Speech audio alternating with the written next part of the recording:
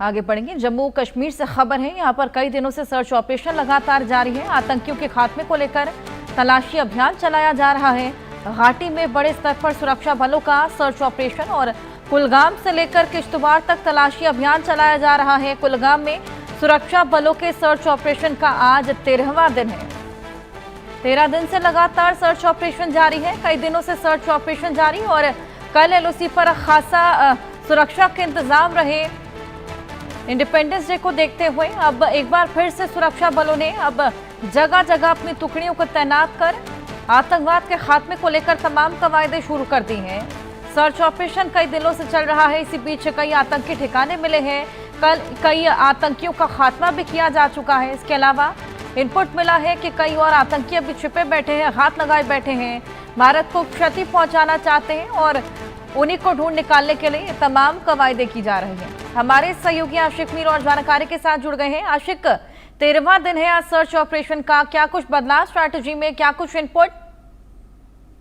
देखिए हर्षा, बिल्कुल दक्षिणी कश्मीर के कई एक इलाकों में इस समय सर्च ऑपरेशन जो है वो चलाया जा रहा है, क्योंकि लगातार सुरक्षा बलों को जो है इनपुट मिल रहा है कि आतंकी जो है घने जंगलों में छुपे हुए हैं, जिनको न्यूट्रलाइज करने के लिए जो है ये सर्च ऑपरेशन इस समय दक्षिणी कश्मीर के कुलगाम के अकाल फॉरेस्ट एरिया में चलाया जा रहा है। हालांकि जब ये एनकाउंटर शुरू हुआ था तो 2 आतंकी जो है इसमें ढेर भी हुए थे और इसके साथ साथ सेना के 2 जवान जो है इसमें शहीद भी हुए थे। लेकिन लगातार वहां पर जो इनपुट आ रहा है तो उसके आधार पर जो है एक बार फिर से वहां पर सर्च ऑपरेशन जो है वो लॉन्च किया गया है। और इसके अलावा अगर हम लाइन ऑफ कंट्रोल के एरियाज की बात करें, जहां पर चौकसी जो है वो बढ़ा दी गई है और बीते कुछ दिन पहले ही इसी तरह घुसपैठ की एक कोशिश जो कि उरी सेक्टर से की गई थी उसको भी विफल बनाया गया था और उसमें भी कहीं ना कहीं सेना का जवान जो है वो शहीद हुआ था।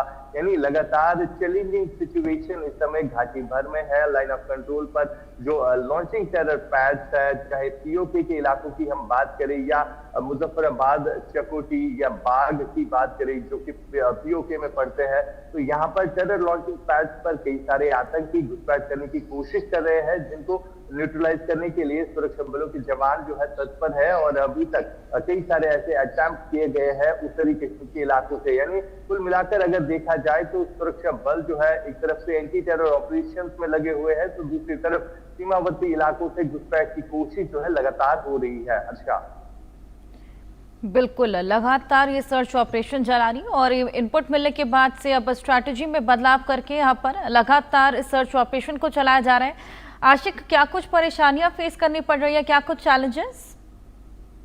देखिए हर्षा, जिस तरह से लगातार देखने को मिल रहा है कि आतंकी जो है घने जंगलों को जो है अपनी बेस बनाए हुए है और वहां पर जिस तरह से नेचुरल केव्स होती है तो उनकी मदद से जो है ये छुपने में कहीं ना कहीं जो है इनको मदद भी मिल रही है।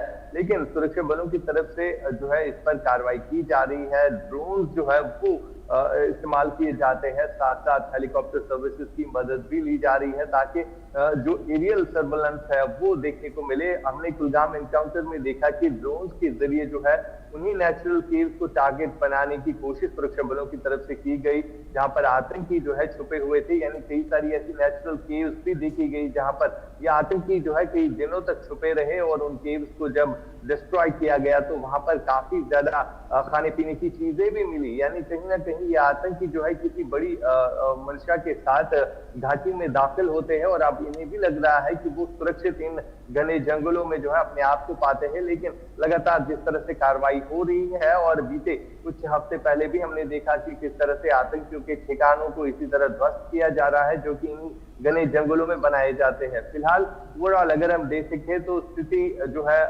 काफी चुनौती भरी होती है। अगर हम इन घने जंगलों की बात करें जहां पर ये ऑपरेशन जो है इस समय कंडक्ट किए जा रहे हैं। अच्छा, बिल्कुल, लगातार ये सर्च ऑपरेशन कंडक्ट किए जा रहे हैं। हम देखना होगा कब तक ये तमाम आतंकी हत्थे चढ़ते हैं। बहुत शुक्रिया आशिक तमाम जानकारियों के।